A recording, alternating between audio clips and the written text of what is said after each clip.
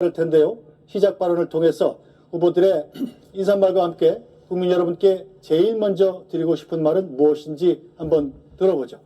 발언 시간은 1분입니다. 기호 2번 국민의힘 김문수 후보부터 발언하시죠. 예, 국민 여러분, 저는 일자리 대통령이 되겠습니다. 저는 민생 대통령이 되겠습니다. 저는 경제 대통령이 되겠습니다. 지금 우리나라 청년들 50만 명 이상이 그냥 쉬었음입니다. 이 청년들에게 좋은 일자리를 만들어서 일을 하면서 결혼도 하고 아기도 갖고 가정을 꾸릴 수 있도록 하겠습니다. 일자리를 만들기 위해서는 기업하기 좋은 대한민국을 만들어야 됩니다. 기업하기 좋은 대한민국을 만들기 위해서는 규제를 과감하게 혁파해야 되겠습니다. 규제를 혁파할 수 있도록 규제혁파위원회를 만들고 규제혁신처를 만들어서 제가 규제를 완전히 풀겠습니다. 이런 어려운 조건 속에서 기업하시는 분들 용기를 내고 일자리를 많이 만들어서 제가 반드시 일자리 대통령으로서 여러분들에게 일자리를 많이 만들어 드리겠습니다. 일자리가 복지입니다. 감사합니다. 네, 기호 5번 민주노동당 권영국 후보 말씀하시죠. 네, 5.18 정신을 가슴에 새기며 발언을 시작하겠습니다. 오늘 광주 금호타이어 대규모 화재로 고통받는 분들께 먼저 위로의 인사를 전합니다. 국민 여러분, 얼마나 힘이 드십니까? 저는 민주노동당 후보 권영국입니다. 저는 오늘 이 자리에 혼자 오지 않았습니다. 차별과 불평등에 맞서 싸워온 수많은 목소리를 담아 이 자리에 섰습니다. 노동자, 농민, 자영업자, 여성, 성소수자, 장애인, 그리고 이주민들, 이들의 삶이 더 이상 밀려나서는 안 됩니다. 열심히 일해도 가난하고 갈수록 주변으로 밀려나는 이 불평등한 세상, 이대로 방치해서는 안 됩니다. 저는 오늘 이 자리에서 분명히 말씀드립니다. 불평등한 세상 갈아엎어야 합니다. 저 권영국 차별 없는 나라, 새로운 평등한 대한민국을 만들겠습니다. 고맙습니다. 네, 기호 4번 개혁신당 이준석 후보 말씀하시죠. 안녕하세요. 이준석입니다. 중국의 위협이 맹렬합니다. 낙후했던 중국이 우리를 뒤쫓고 어떤 분야에서는 우리를 앞질러 미래 성장 동력을 위협하고 있습니다. 사회주의 중국이 수리공학자, 화학공학자 같은 과학자들을 이공계 출신을 국가 지도자로 배출하면서 과학기술 경쟁에서 우리를 추월하는 사이 우리는 법률가 출신 정치인들이 비상계엄령을 선포하거나 아니면 본인을 방탄하기 위해서 불체포 특권을 악용하면서 국가 경쟁력을 끝없이 떨어뜨렸습니다. 저는 그들과 달리 이공계 출신입니다. 중국을 이기려면 과학기술에 대한 이해는 물론이고 세계 정상들과 자유롭게 소통할 수 있는 유능한 리더십이 필요합니다. 이번 대통령 선거는 과거와 미래의 대결입니다.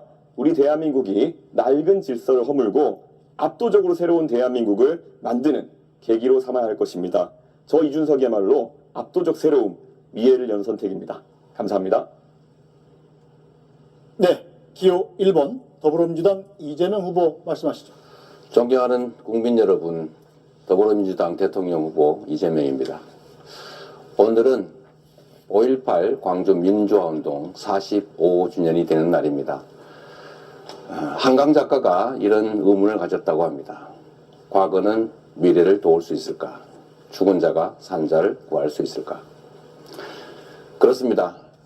80년 5월 광주는 2024년 12월에 대한민국을 구했습니다. 그리고 희망을 새롭게 만들어내고 있습니다.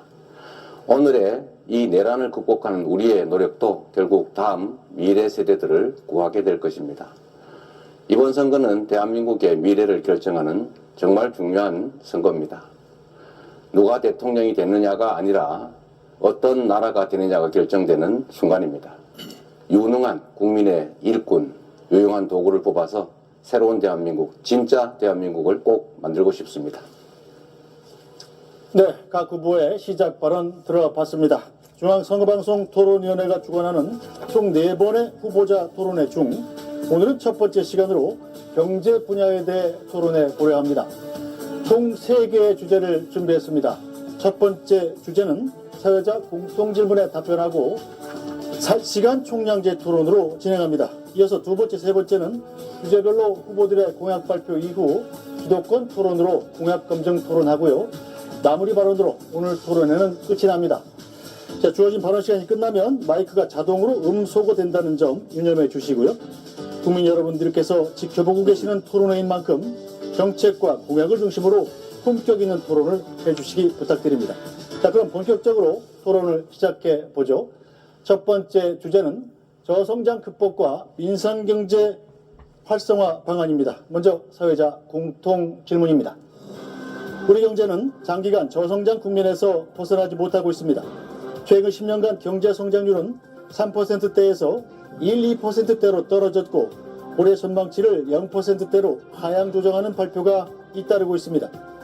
고금리와 고물가, 내수 불황 등으로 소비와 투자 심리가 위축되고 실질임금 감소와 고용 불안, 자영업자의 누적 적자 등 인생경제 어려움도 이어지고 있습니다. 침체에 빠진 우리 경제를 살리기 위한 대책은 무엇인지 각 후보의 입장을 들어보겠습니다. 답변 시간은 1분 30초입니다. 먼저 권영국 후보부터 답변해 주시죠. 지금 이 토론 사실상 1대3 구도입니다. 세 후보 모두 무조건 성장을 외치고 있습니다. 하지만 저는 다르게 말하겠습니다. 저 권영국은 오늘 이 자리에서 불평등 타파를 말하겠습니다. 지금 대한민국은 세계 경제 10위권입니다. 1인당 국민소득이 35,000달러를 넘어섰습니다. 맞습니다. 이 나라의 부는 넘치도록 쌓였습니다. 그런데 왜 절반의 국민은 카드값을 걱정하고 청년은 취업 대신 이민을 검색하며 노인은 왜 폐지를 주어야 합니까? 돈은 위로 쌓였고 고통은 아래로 흐릅니다. 성장은 숫자였을 뿐 삶은 나아지지 않았습니다. 이대로는 안 됩니다. 성장에 가려진 불평등을 직시해야 합니다. 해답은 분명합니다. 부자 감세가 아니라 부재 정세여야 합니다. 대기업과 고소득자에게 공정한 책임을 묻고 그 재원을 국민에게 되돌려 주어야 합니다. 일하는 사람들에게 정당한 대가와 사회 안전망을 제공하겠습니다. 저 권영국 쌓인 불을 위에서 아래로 흐르게 하겠습니다. 불평등을 갈아엎겠습니다. 감사합니다. 네, 이준석 후보 답변해 주시죠. 예, 저성장은 모두에게 고통입니다. 그런데 이재명 후보는 호텔 예약을 취소해도 돈만 돌면은 경제가 살아난다며 돈풀기식 괴짜 경제학을 말씀하셨습니다. 그러나 경제 성장은 그런 식으로 이루어지지 않습니다. 성장의 본질은 생산성의 향상입니다. 수요를 억지로 부풀려서는 산업이 경쟁력을 가질 수 없습니다. 우리는 수출로 먹고 사는 나라입니다. 국제과학기술 패권 경쟁에서 살아남아야 경쟁력 있는 상품을 만들 수 있습니다. 사람의 역량을 키워야 AI와 로봇에 대체되지 않고 일자리도 지킬 수 있습니다. 민생도 외면하지 않겠습니다. 지금처럼 고물가, 저수요 상황에서 무작정 돈을 풀면 자영업자는 재료비와 임대료 부담만 늘을 것입니다. 빚으로 쌓은 성장은 모래 위에 사상 누각입니다. 우리는 IMF를 통해 그 뼈아픈 교훈을 이미 겪었습니다. 저는 지역의 경제 현실에 맞게 최저임금을 자율조정할 수 있도록 제도를 만들겠습니다. 자영업자의 숨통부터 틔우겠습니다. 저 이준석, 포퓰리즘이 아닌 실력으로 돈풀기가 아닌 교육과 생산성으로 대한민국을 다시 성장시키겠습니다. 40년 만의 내란을 가까스로 극복한 우리 대한민국이 이번에는 30년 만에 또다시 IMF와 같은 환란을 맞이할 수는 없습니다. 네, 이재명 후보 답변해 주시죠. 네, 권영국 후보님 말씀 들었는데 1대3 아니니까 너무 외로워하지 마십시오. 네. 성장을 해야 분배도 있고 또 분배가 없는 성장은 있을 수가 없죠. 지금 말씀들 다 하신 것처럼 지금 마이너스 성장을 하고 있습니다. 1분기에 0.2% 마이너스 성장을 했다고 하고 그중에 특히 내수가 2분기째 마이너스 성장이라고 합니다. 즉 국내 내수 경기가 완전히 죽었다는 얘기죠. 결국 그러다 보니까 골목이 다 망하고 있고 이 서민들의 주머니가 비어가고 자영업자들은 매출이 줄어서 가게들이 비어가고 있습니다. 망하고 있습니다. 대책을 세워야 되겠죠. 단기 대책, 장기 대책이 있을 겁니다. 단기적으로는 지금 당장 서민 경제가 너무 어렵기 때문에 정부가 역할을 해야 됩니다. 원래 가계, 기업, 정부 이 3개 영역이 적정한 자기 역할이 있는데 이런 불경기에는 정부가 조정 역할을 해줘야 되는 것입니다. 곧바로 가능한 범위 내에서 추격을 해서 서민 경기를, 내수 경기를 살리는 게 중요하겠습니다.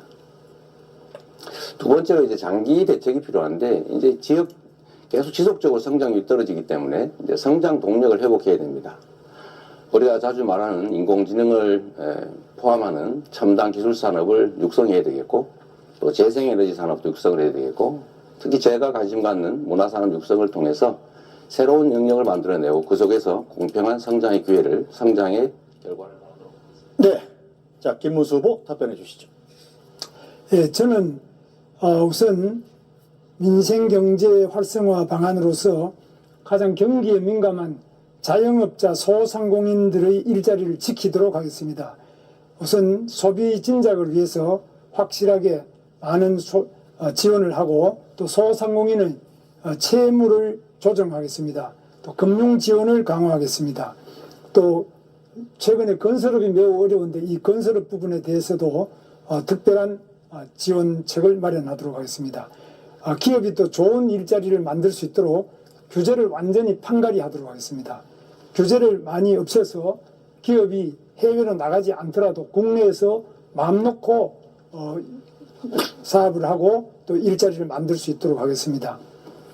또 일자리 만드는 기업에 대해서는 특별한 혜택을 많이 줄 수 있도록 하겠습니다.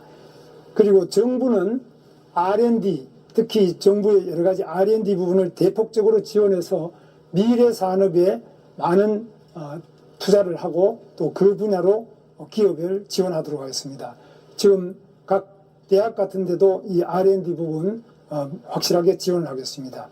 정부 부처의 평가 지표도 일자리를 중심으로 해서 평가해서 잘하는 부서에는 그만큼 혜택을 주도록 하겠습니다.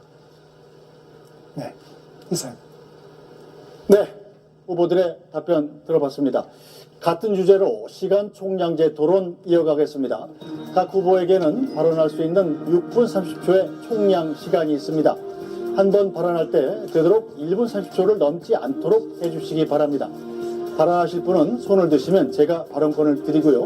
2분 이상이 동시에 손을 든 경우에는 남는 시간이 많은 분부터 발언권을 드리도록 하겠습니다. 자, 그럼 지금부터 토론 시작하겠습니다. 권영국 후보부터 발언 시작하시죠. 예, 김문수 후보에게 묻겠습니다. 네, 윤석열 씨가 12월 3일 내란의 우두머리라는 사실 인정합니까? 내란이라기보다는 헌정시설 계엄을 파괴하고 군을 동원한 내란 기도 그 책임 인정합니까? 계엄을 그리고 그 계엄이 이 나라 경제에 비수를 꽂았다는 사실, 자영업자, 소상공인, 관광, 소비, 투자 모든 흐름을 끊었다는 사실 인정하십니까? 경제가 어려워진 점은 사실이죠. 김문수 후보는 윤석열 정부의 노동부 장관이었습니다. 그런 분이 지금 윤석열을 감싸며 대선에 나왔습니다. 탈당이란 말도 못했고 뜻대로 하시라고 조아려 했습니다. 그 대가로 윤석열 지지선은 받으니 기쁘십니까?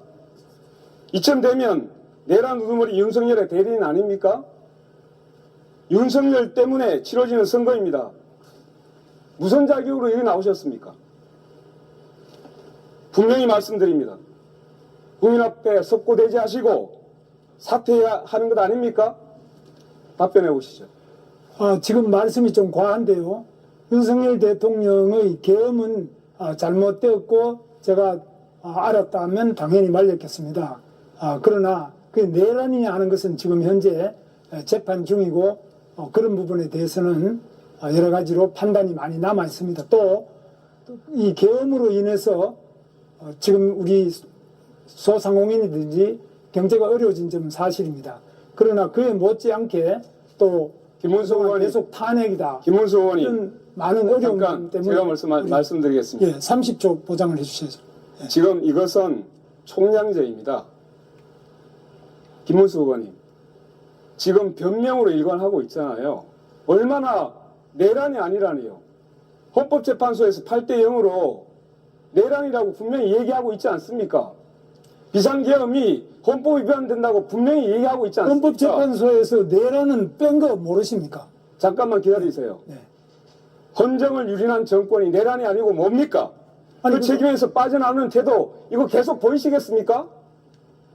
헌법재판소에서 내란으로 원래 국회에서 소추를 했다가 국민 여러분. 소추장에서 내란은 뺐습니다. 그래서 윤석열 지금까지 비호하신 분이 누구입니까? 아니, 얼마나 비호가- 화가 납니까? 근데 우리 권영국 얼마나 국회에서 답답하십니까? 말씀을 경제 토론 똑바로 아닙니까, 해야죠. 이거? 예. 네. 자, 이렇게 하겠습니다. 자, 경제 분야고요. 지금 주제는 저성장 극복과 민생 경제 활성화 방안입니다. 간단히 안내를 드리면 각자 후보들마다 6분 30초의 개인 시간이 있고 개인 시간 안에서 답변도 하시는 것이기 때문에 자신의 시간을 하기 싫으시면 답변을 안 하시면 됩니다.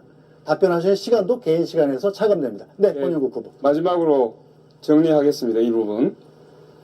제가 경제 얘기를 해야 되는데 이 아까운 시간에 이 말씀을 드리고자 하는 것은 기본적으로 민주헌정 질서 이것을 유린했던 정당의 그리고 노동부 장관이었습니다.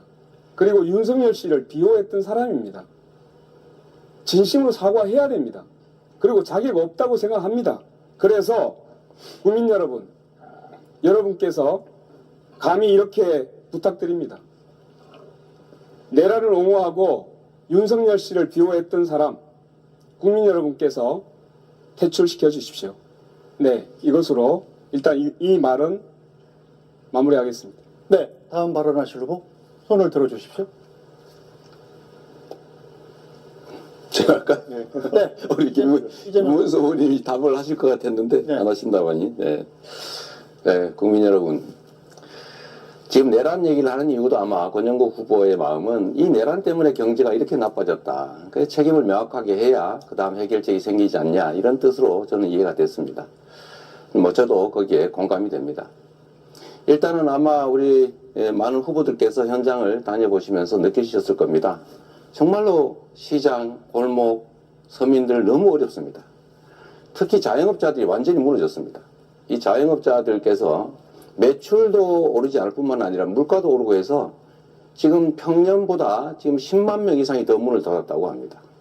물론 새로 신규 창업하는 경우도 줄어들어서 가게들이 정말로 많이 공실이 생기고 있습니다. 저는 그래서 이 문제를 한번 근본적으로 되짚어보자. 김문수 후보님께서 이제 소상공인 자영업자에 관한 정책들을 여러 개 내셨더라고요. 뭐 채무 조정 얘기도 하시고 그러던데 저는 이 코로나 극복 과정에서 다른 나라들은 전부 국가 부채를 늘려가면서 이 자영업자와 국민들을 지원을 했습니다. 근데 우리나라는 정책 방향이 좀 바뀌어서 다 국가가 빚을 안 지고 국민들한테 돈을 빌려줬어요. 그래서 국민들이 빚이 늘어났습니다.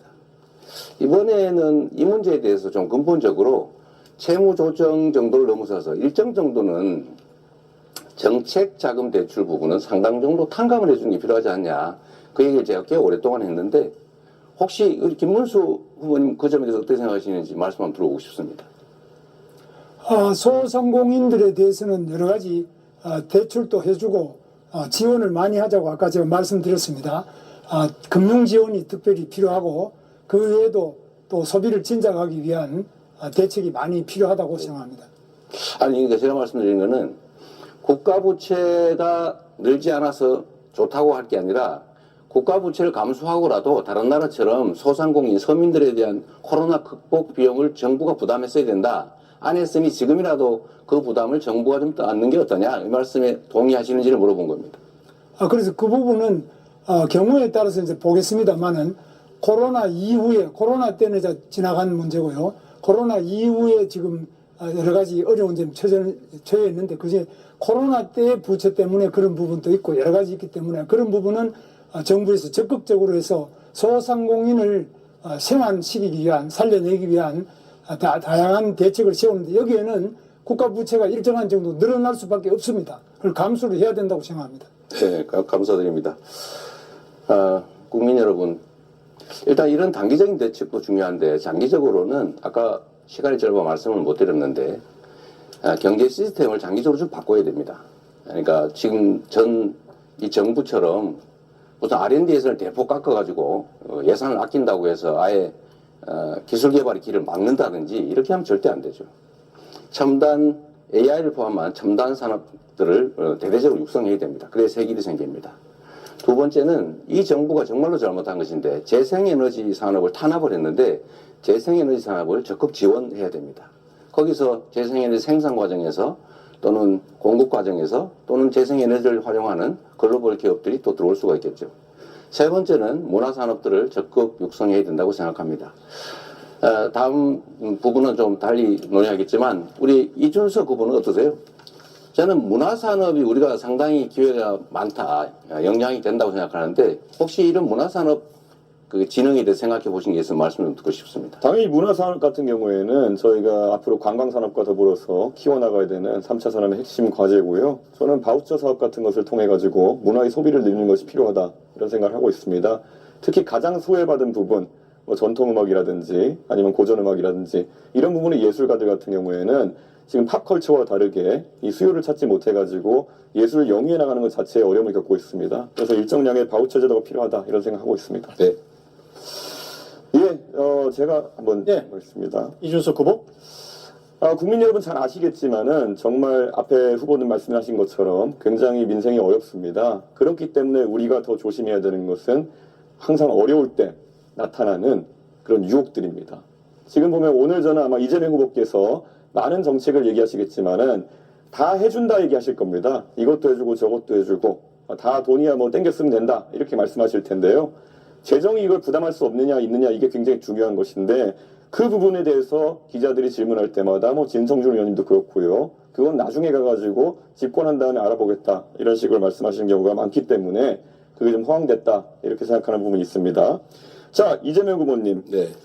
그 전 국민 AI 한다고 하셨잖아요. 네. 모두의 AI. 네. 이게 정확히 어떤 방식으로 하겠다는 건가요? 왜냐하면은 지금 뭐 챗GPT 같이 상용화된 서비스 기준으로 하면은 전 국민에게 이런 계정을 보급하려면 뭐 12조 원 가까운 예산이 수반될 것이고 그것이 아니라 만약에 자체 AI를 구축하겠다 뭐 이런 이야기라면은 이건 뭐 전 세계적으로 전무후무한 일이 되겠지만은 결국에는 또 대한민국 IT 산업이 AI가 갈라파고스화 되는 거 아니냐 이런 이야기를 할 수 있습니다. 어떤 방식입니까?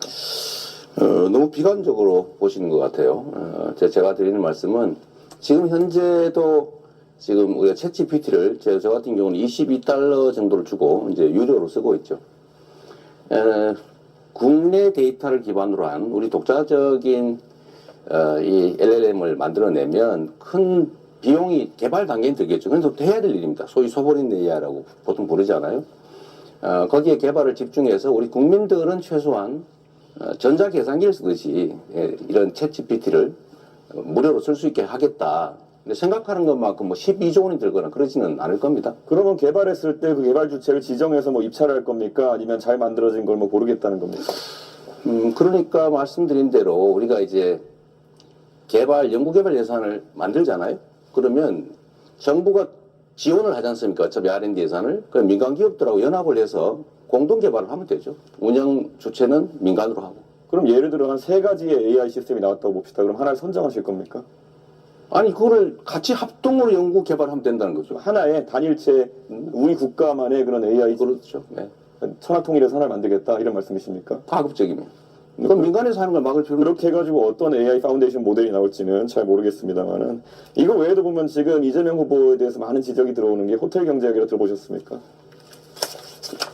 그 본인이 지어낸 말이죠. 그건 성장을 말한 게 아니고 경제 순환이 필요하다는 걸 극단적으로 단순화해서 설명한 거예요. 그럼 그 경제 순환을 했을 때 이게 결국에는 케인지언 승수 효과 같은 것을 노리고 하신 말씀이십니까? 아니면 어떤 취지입니까? 승수 효과 얘기를 한 거죠.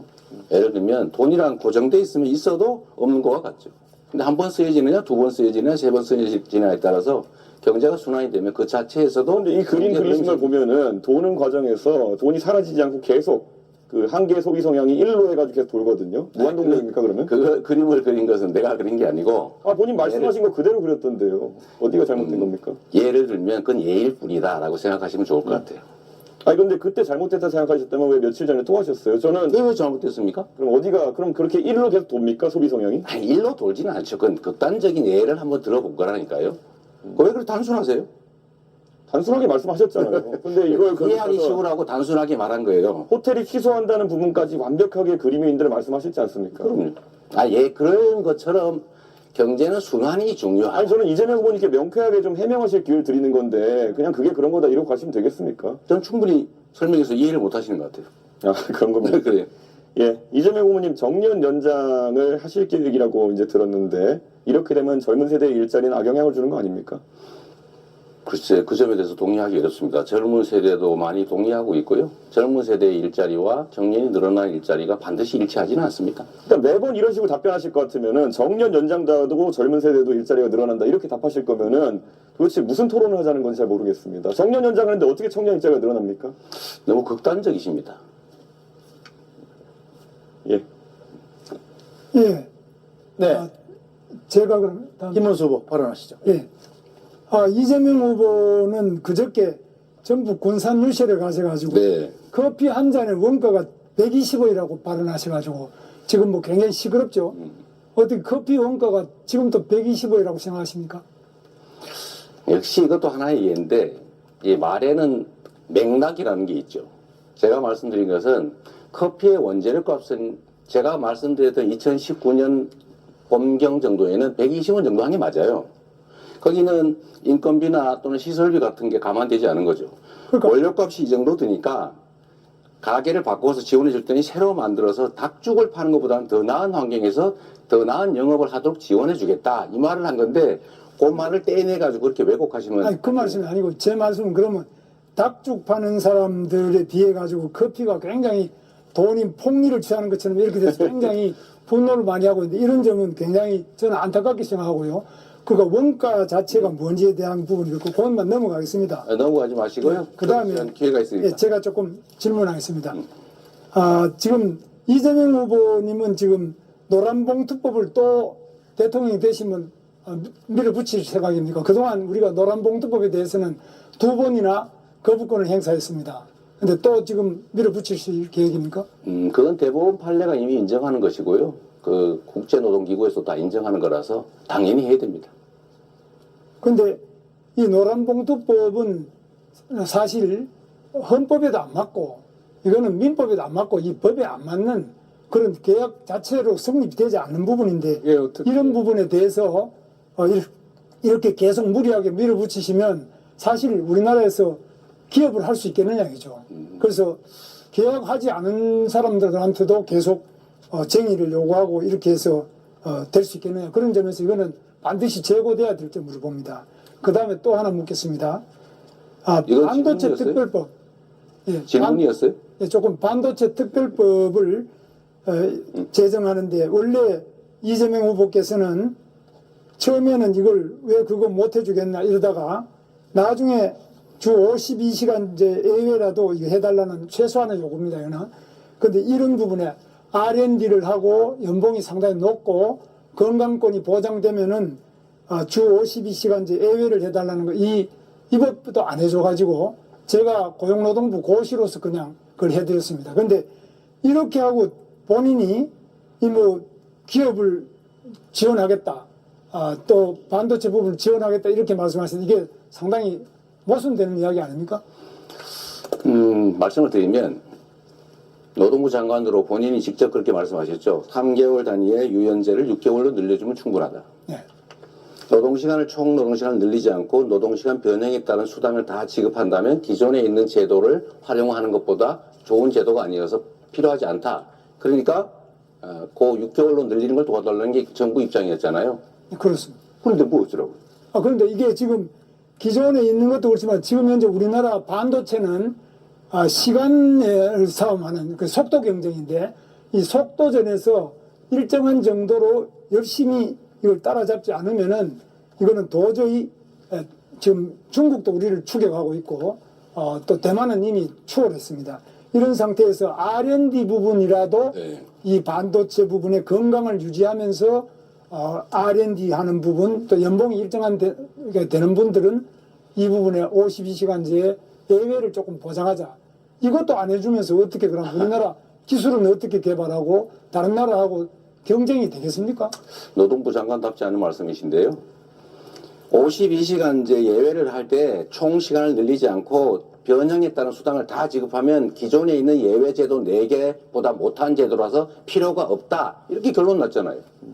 본인이 그렇게 말씀하시는 필요가 없다는 것이 아니라 그 부분에 대해서는 모든 반도체 사업하는 데서나 또 그 연구자들도 전부 요청하고 다른 나라도 이렇게 연구 부분에서도 이렇게 규제하는 부분이 없지 않습니까? 그러면 우리나라도 다른 나라하고 경쟁을 해야 되는데 그런 억지를 이런 규제가 과도하면은 또 건강도 충분하게 보장을 해드립니다. 그런데 이렇게 규제를 많이 할 경우에는 과연 우리나라 산업이 이게 경쟁력을 가질 수 있겠느냐 이런 점에서 매우 우려가 된다는 점입니다. 그리고 지금 또 이재명 후보님께서는 불법 대북 송금으로 재판을 받고 있지 않습니까? 억지 기소죠. 지금 재판받고 있죠. 네. 그리고 바로 수없이 밑에 기소가 계셨던 이화영 우리 부지사가 징역 7년 8개월 받았습니다. 이런 상태에서 지사가 모르는 부지사 이 징역형이라는 거 이거는 가능한 이야기입니까? 그러면 자. 이런 상태에서 어떻게 그러면 이 경제를 살릴 수 있겠느냐 이죠. 자, 김문수 후보님. 김문수 후보님 캠프에서 정치자금 수천만 원씩 받을 때 모른다고 무혐의 받았죠. 우리는 뭐 그런 건 없습니다. 없긴 요구 다 본인이 정치자금 받았는데 본인이 몰랐다는 이유로 무혐의 됐잖아요. 아니 근데 본인이 왜 그건 몰랐습니까? 저도 도지사를 했지 않습니까? 대북 사업이 지사가 모르는 부지사가 대북 사업을 할 수 있습니까? 대북 사업 자체야 당연히 알죠. 그런데 민간업자가 나를 위해서 100억을 돈을 북한에 몰래 줬다는 게 있을 수 있는 일입니까? 아니 민간업자가 보내는데 그게 어떻게 부지사가 알아가지고 지사는 모르는데 부지사가 북한에 돈을 보내는 게 그게 가능한 이야기냐 이거죠. 그러니까 그래서 그거는 저도 대북 사업 해봤지 않습니까? 저도 도지사를 해봤지 않습니까? 저도 경기도지사를 해보고 우리 이재명 후보도 도지사를 해봤는데 네. 가능하지 않은 이야기인데 어떻게 해서 그렇게 딱 잡아떼시냐. 이재명 후보는 지금 발언 시간 6분 30초를 전부 사용하셨기 때문에 질문을 해도 답변하실 수가 없고요. 혹시 김문수 후보께서 양도를 해주시면 김문수 후보의 시간을 사용해서 답변할 수 있습니다. 아니 그러니까 저는 뭐 제가 양보하셨습니까? 양보라기보다는 5초만 주십시오. 아니 5초가 좋은데 5초 하십시오. 김문수 후보님 두 번이나 김문수 후보님 측근들이 경기도 산하교원에서 정치자금 불법으로 모금해서 처벌받았는데 김문수 후보님 왜 몰랐습니까? 네. 그거하고는 전혀 다른 문제죠. 이거는 아시다시피 대북 사업은 지사가 모르는데 부지사가 할 수 없는 사업이죠. 대북 사업 관련돼서 뇌물을 준 건 다른 거죠. 네, 이재명 후보는 발언 시간을 전부 사용하셨습니다. 자, 아까부터 지금 이준석 후보가 손을 들고 있는데요. 일단 이준석 후보께 발언권을 넘기겠습니다. 네, 하시죠. 예, 김은수 후보님, 기본소득이라는 정책에 대해서 어떻게 생각하십니까? 그건 뭐 말이 안 되는 이야기죠. 그 기본소득이라는 게 말이 안 되기 때문에 이재명 후보도 지금 아마 주장 안 하는 걸로 알고 있습니다. 국민의힘에 입당을 언제 하셨죠? 최근에? 제가 입당한 거요. 예. 저는 4월에 했습니다. 근데 국민의힘의 지금 정강 정책을 살펴보면은 기본소득을 실천하겠다라는 내용이 들어가 있습니다. 그런데 이것을 알고 그 정강 정책에 동의해서 입당하신 것인지 아니면 정치적 상황 때문에 입당하신 건지 궁금합니다. 그 부분은 뭐 저는 잘 몰랐습니다만. 네. 그러면 뭐 이런 상황에서 기본소득에 대해 가지고 그럼 입장을 이제 당 차원에서 바꿀 생각이 있으십니까? 지금 당 정강 정책대로는 한다고 돼 있습니다. 그런데 그 부분은 제가 검토해보고 만약 그런 게 있다면 기본소득은 사실 개념 자체가 맞지 않다고 저는 생각합니다. 예, 알겠습니다. 네, 김문수 후보도 발언 시간을 6분 30초 모두 사용하셨습니다. 자, 이제 권영국 후보와 이준석 후보만이 시간이 남아 있습니다. 네. 권영국 후보. 예. 네, 아까 얘기를 듣다가 기회를 놓쳐버렸는데요. 노란봉투법이 말도 안 되는 법이라고 합니다. 악법이라고 합니다. 노란봉투법이 진짜 사장에게 교섭하자는 게 악법입니까? 그리고 손에 말을 하시면 안 됩니다. 잘 들으십시오. 자기가 행한 그 책임에 따라서 손해배상을 청구하도록 하는 법이 악법입니까? 도대체 이해할 수 없는 이야기를 합니다. 김문수 장관이 예전에는 노동운동의 상징이라고 얘기를 했습니다. 그런데 헌법에 있는 33조 노동 3권에서 보장하고 있는 진짜 사장에게 교섭할 수 있는 권리 단체 교섭권입니다. 그 교섭권이 악법이라고요? 엉터리라 말도 안 된다고요? 도대체가 노동부 장관을 어디로 해먹었습니까? 두 번째, 손해배상 청구를 각자의 책임에 따라서 하자는 것이 어떻게 민법에 위반됩니까? 법을 모르시면 그런 얘기하면 안 됩니다. 정말로 부끄럽습니다. 그리고 주 50시간 얘기를 하시는데요. 지금 시대에 노동시간 늘려가지고 산업 경쟁력을 살리겠다? 이거 어느 나라 얘기하고 있습니까? 잘 보십시오. SK 하이닉스는 주 43시간 이상을 일하지 않습니다. 삼성전자에서 지금 문제가 생겼습니다. HMC라고 하는 오히려 기술력에서 SK 하이닉스가 훨씬 앞서 있습니다. 이건 기술력의 문제를 가지고 노동자들의 노동시간을 얘기하고 있는 것은 정말로 잘못 짚고 현실을 모르는 얘기를 하고 있는 겁니다. 그래서 민주당에서도 잘못 이해를 하고 있는 거예요. 여기까지 하고 넘어가겠습니다. 제가 답변할 시간. 네, 답변할 시간 없습니다. 원영국 후보께서 시간을 양도하지 않으시면 김문수 후보께서는 시간을 다 사용하셨기 때문에 다음 토론에서 말씀하실 기회가 생깁니다.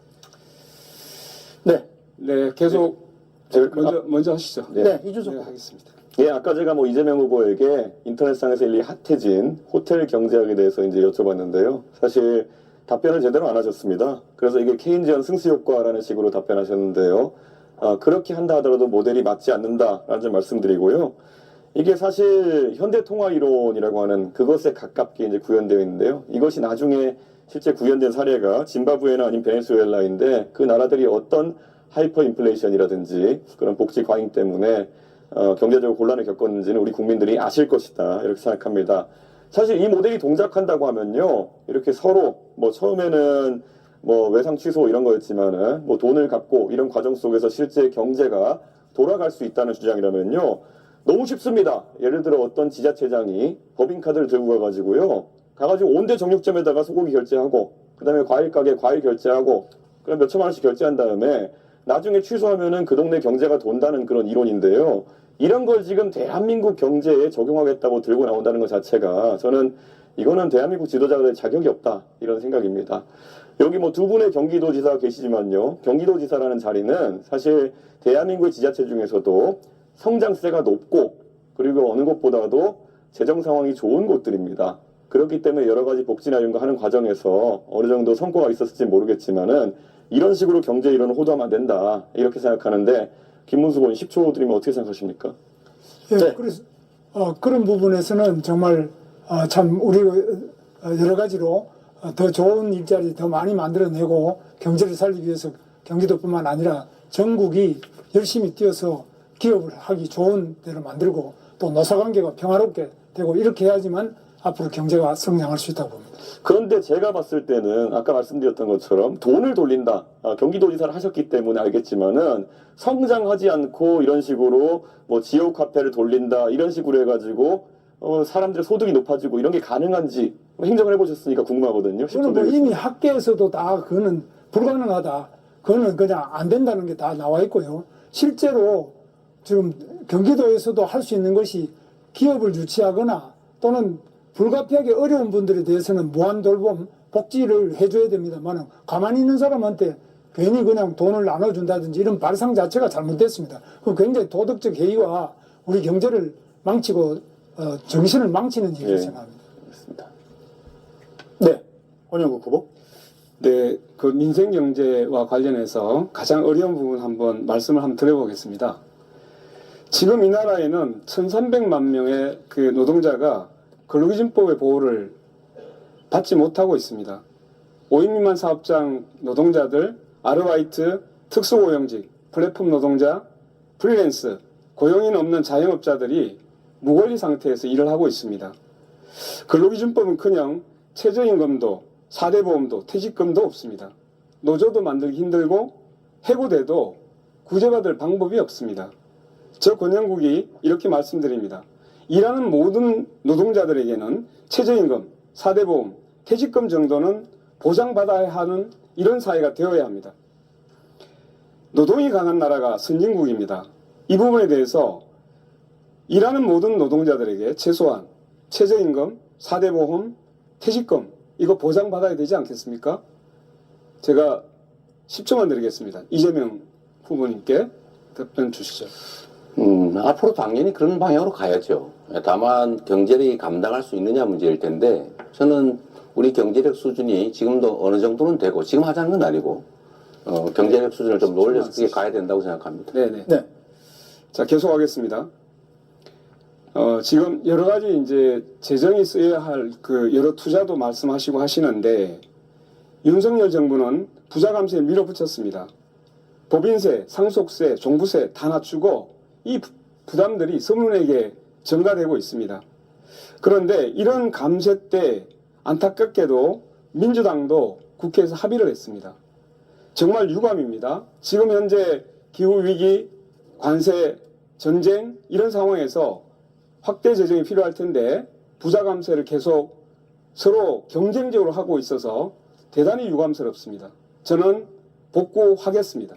네, 권영국 후보도 총량 시간을 모두 사용하셨습니다. 이준석 후보만 45초 남아 있습니다. 예, 최근에 양당에서 4.5일제, 주 4.5일제 하겠다는 이야기를 하고 민주당 같은 경우에 4일제까지 가겠다 이런 말씀을 하고 계시는데요. 저는 궁금한 것이 임금의 감소가 없는 주 4.5일제를 어떻게 하겠다는 것인지 말 그대로 기업에게 온팡지게 다 넘기겠다는 건 아닌지 이재명 후보 입장이 궁금합니다. 10초 드리겠습니다. 당연히 임금 감소가 없이 4.5일제로 가야 되고요. 그거는 앞으로 우리가 점진적으로 타협을 통해서 나아가야 된다. 우리 방향을 얘기하는 겁니다. 예, 지금 확인하신 것처럼 이재명 후보는 어떻게가 빠져 있고 그냥 이렇게 하겠다 저렇게 하겠다 이런 말씀만 하고 있습니다.